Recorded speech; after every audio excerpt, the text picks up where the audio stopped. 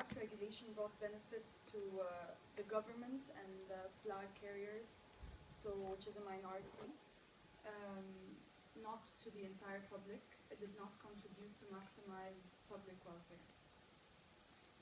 There was a strict regulation on market access and control over entry for new rivals. By doing this, they protected national airlines and restrained routes to prevent competition. Lastly, as we mentioned before, this meant that there were high fares and there was a price fixing by the government. Airlines were not free to set their own fares, which again shows that regulation did not benefit the majority. So what is deregulation? It's the reduction or even elimination of government power and control in a certain industry. So the reason why it happened, it was influenced by the US. And the main reasons why the regulation of the airline industry took place in the European Union is because the air transport market was fragmented. Systems were controlled by government and flag carriers.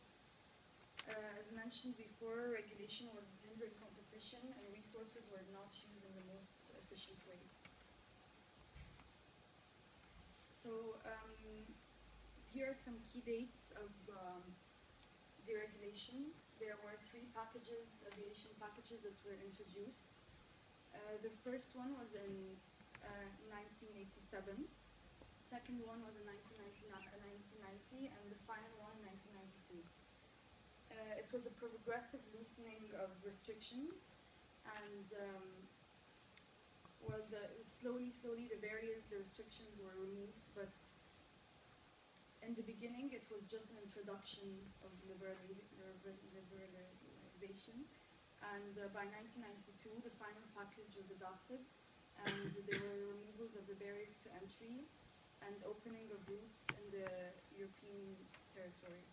So by 1997, there was a single aviation market for all the members of the European Union. So for the deregulated environment, the changes were important. They provided entrepreneurs with the opportunities to use and combine resources more effectively, which led to a better industry, more developed industry. There was a higher level of competition, which meant a wider choice for customers. And with Ryanair's reduction on ticket prices was actually a consequence of deregulation. So as we saw, the environment was more productive because companies were innovating in order to compete more with their rivals. Now I'm going to pass on to Jeremy. So, having studied the deregulated environment of the airline industry, we can carry on with a SWOT analysis that will help us better understand and compare both companies. SWOT analysis identifies weaknesses and strengths internal to the business and opportunities and threats external to the business. So we will start with Ryanair. Firstly, we identify the strengths of Ryanair. Ryanair is concentrated on lowering its costs. They are the leading brand in providing the lowest prices to their customers.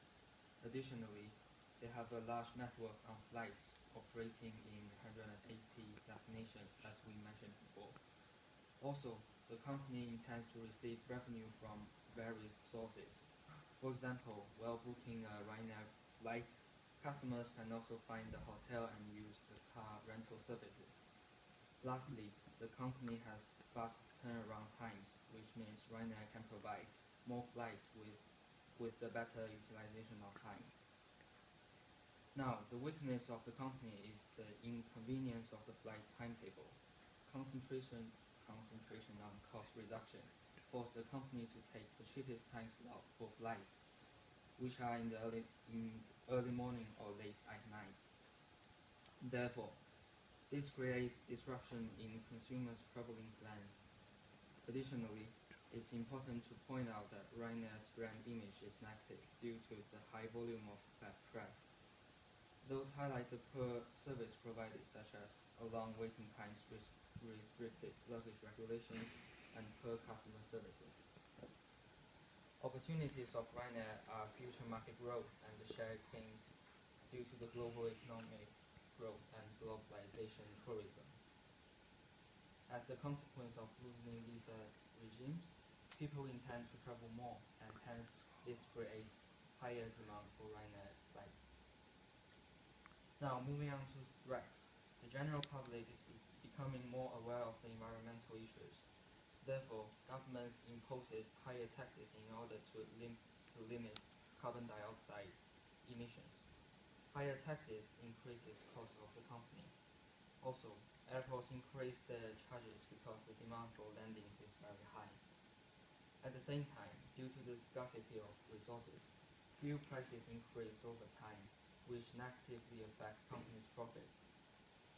In addition to that, some external factors such as new technological development, which would provide better service that might attract Ryanair's customers and reduce the company's market share.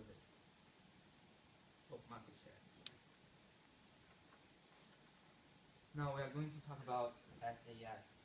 The strengths of the company are as follows. Firstly, SAS provides more reliable and flexible flight service. This means that consumers have more choice of flight options and have a more relaxed journey. Also, SAS has established allies with various companies, and they call it Star Alliance, which enable SAS to share planes and divide costs of operating a flight. This reduces the overall cost and consequently increases profit. The main weakness of SAS is that the company can't lower its costs in line with its competitors, which creates a competitive disadvantage in fair prices for SAS. Also, they have low efficiency in aircraft utilization. As opportunity for SAS, the company can come up with new cost reduction schemes. Also, lowering the government share in company's ownership will increase the efficiency of SAS operations. And then a big threat for SAS is the economic slowdown, which reduces customers' income and hence they cannot afford SAS fares. Also, competition within the airline market increases due to the high volume of new low-cost airlines, which reduces SAS' normal share. Lastly, the economy is also under the pressure of the rising fuel prices.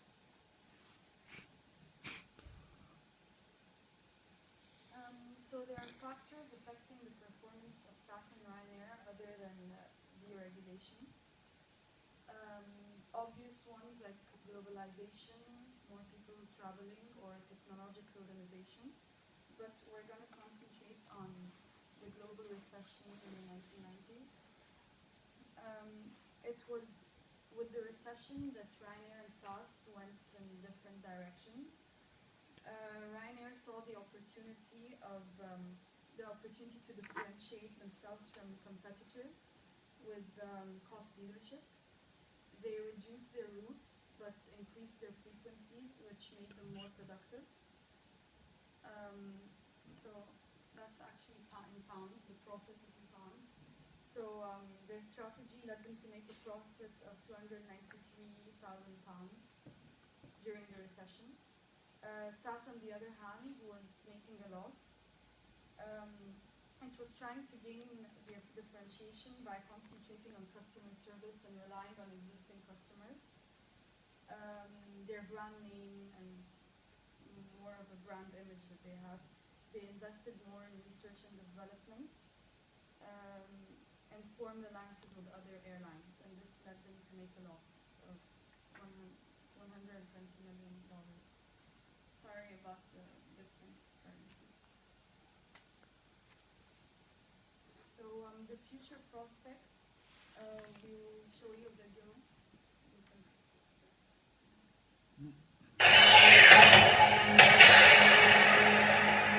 The aviation business is in a mess. Have soared, passenger numbers are squeezed, and a number of airlines have gone out of business. But here in Dublin, one airline has bucked the trend. That is the low-cost, no-frills Ryanair, which last year pulled in almost 80 million passengers. My guest today is the boss of Ryanair, the pugnacious Michael O'Leary. He's become the anti-hero of the airlines business.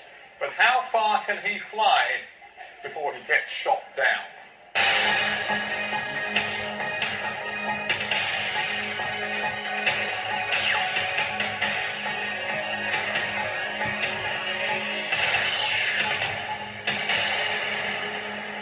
Michael O'Leary, welcome to Hard Talk. It's a very great pleasure to be back on here again. Your business is doing pretty well. Your profits were up last year. Your passenger numbers are looking pretty good. But how close are you, do you believe, to the limits of how far you can take Ryanair? I think we've barely scratched the surface. I mean, this year we'll carry some 80 million passengers. I think over the next 10 years we'd like to see that probably double again to 150, 160 million passengers. The demand for low-fare air travel across the UK, across continental Europe, is, to all intents and purposes, limitless. But the message from the aviation industry generally, and particularly in Europe, is that to continue to find growth, you have to consolidate. If you look at the real big guys, you look at Lufthansa, you look at the IAG group, BA plus Iberia, they have tried to maximize their sort of place in the industry by consolidation. Is that what you will have to do too? I don't think so. I mean, I think the industry is morphing into two different types of carriers. You have the BAs, Lufthansas, Air Frances, which I think in the future will be the Fortnum and Mason providers. You know, if you need to connect across Heathrow, if you want a business class service, although I think business class will disappear on European flights, you'll inevitably go with BA, Lufthansa, Air France, and they do that product very well. But it's phenomenally expensive, and it's not particularly punctual. However, if what you want to do is get from A to B across Europe at a fraction of the price, then you fly with Ryanair. Well, if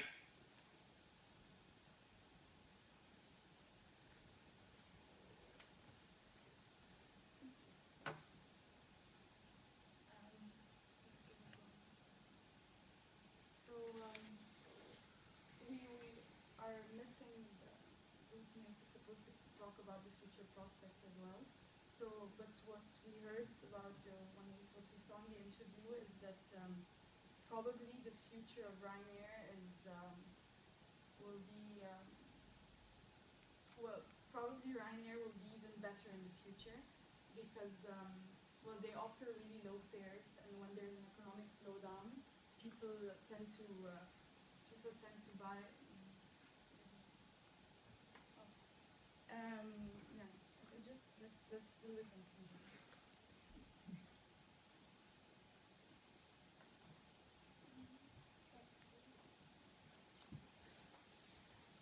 This is Tom's bit.